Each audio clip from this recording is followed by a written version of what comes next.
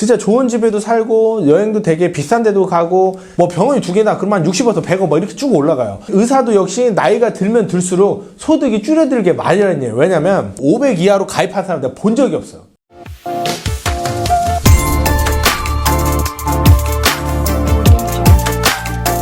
오늘의 주제는 의사들이 가장 많이 가입하는 보험이 주제입니다. 자, 그런데 지난번 영상에도 그렇고 제가 의사협회에다 의뢰한 건 아니에요.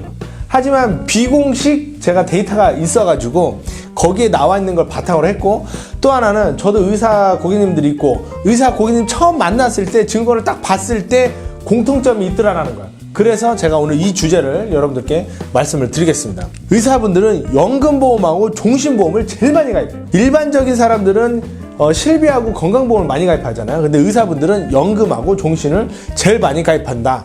그 이유에 대해서 말씀을 드릴게요. 일단은 의사분들은 소득이 의사생활 할 때는 굉장히 높아요. 맞잖아요. 그래서 진짜 좋은 집에도 살고 여행도 되게 비싼 데도 가고 일할 때는 일하는 거지만 쉴 때는 돈을 굉장히 많이 좀 쓰십니다. 사실은. 예, 물론 안 그런 사람도 있겠지만 좀 젊은 그 의사들 기준으로 좀 봤을 때. 근데 이분들이 이런 좋은 라이프 생활을 지금만 하고 싶을까요? 나이 먹어서, 그러니까 은퇴해서도 하고 싶을까요? 당연히 은퇴해서도 하고 싶겠죠. 그죠? 근데 의사도 역시 나이가 들면 들수록 소득이 줄어들게 마련이에요. 왜냐면 의사는 이제 두 종류가 있다고 보면 맞는데, 페이닥터하고 자기가 개원을 해가지고 하는 이제 그 의사가 있어요. 이제 개인 병원이라고 하죠. 있는데 페이닥터 같은 경우는 급여가 좀 작은 편이긴 해요. 왜냐면 한 500만 원 뭐 이렇게 시작을 해요. 근데 여기서도 쭉쭉쭉 올라가는데, 근데 이분들이 결국 어떻게 하냐? 나중에 다시 또 자기 개인 병원을 보통 다 차려요. 예, 차리면서 그때부터 돈을 좀 엄청나게 벌기 시작을 하는데, 물리적으로 의사도 아플 수도 있는 거고 무슨 사고를 당할 수도 있는 거고, 또 나중에 이제 늙으면은 이제 그 개인병을 못 할 수도 있는 거고, 뭐 아니면 나 대신 이제 또 페이닥터를 둬서 쓸 수도 있고 뭐 그러는 거잖아요. 그러니까 이분들이 일을 할 때, 젊었을 때 제대로 모아놓고 늙어서까지 쓰자 그래가지고 연금보험을 엄청 많이 넣습니다. 예. 제가 지금 의사들 중에 연금보험 500 이하로 가입한 사람 내가 본 적이 없어요. 의사들이 거의 다 연금보험 한 500 이상 다 가입해 있어요. 왜냐면 나중에 나이 먹어가지고 다 500 이상 타려고. 예, 그냥 그 이유예요.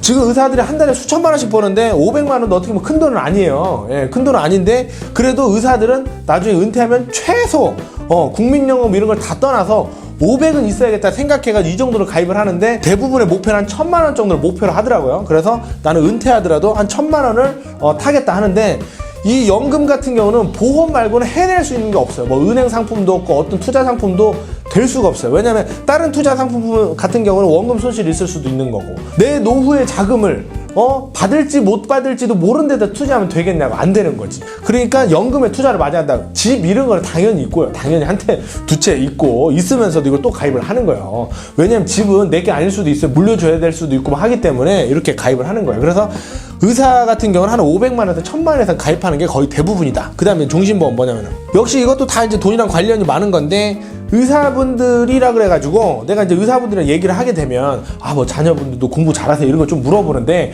아닌 경우가 한 50%예요. 아닌 경우가. 예.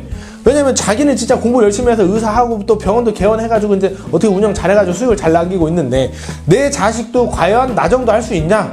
혹은 뭐 더 잘할 수 있냐? 아니면 스스로 먹고 사는데 지장이 없을 것 같냐라고 생각했을 때 거기에 확답을 할 수 있는 의사는 사실상 제가 못 봤어요. 못 봐가지고 이 자식이 나중에 집 사고 진짜 사회생활 나가가지고 무리 없이 하는 데까지도 본인이 책임져야 된다는 생각을 어느 정도 갖고 있더라고요.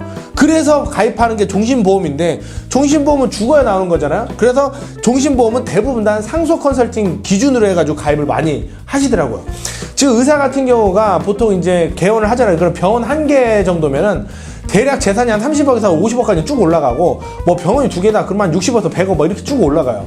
무조건 상속세를 내야 되는 상황이에요. 최소 30억만 된다 하더라도 30억만 된다 하더라도 상속세를 8억 정도 내야 되는데, 그 8억을 만약에 못 구했잖아요. 그리고 심지어 그 재산이 부동산으로 돼 있다.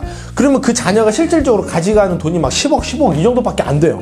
금액이 엄청 작아지잖아요. 그래가지고 이분들이 혹시 몰라가지고 종신보험을 준비를 하는 거예요. 대신에 종신보험은 다 연금 전환이 되는 걸로 좀 많이 하시더라고요. 왜냐면은 뭐 자식이 뭐 진짜 뭐 상속세를 안 물려줄 수도 있는 거고 뭐 본인이 더 잘할 수도 있는 거고 하니까 내가 써야 되니까 이제 종신은 연금으로 전환되는 종신보험을 많이 가입을 하시더라라는 겁니다. 뭐 이거는 그냥 깨알 같은 정보 차원에서 여러분들 의사 시장을 좀 많이 진입을 하고 싶은데 잘 모르잖아요. 그런데 대략적으로 이런 패턴을 갖고 있다라는 걸 여러분들은 인지를 하셨으면 좋겠다 싶어가지고 의사분들이 가장 많이 가입하는 보험 2가지를 제가 가지고 여러분들께 안내를 드렸습니다.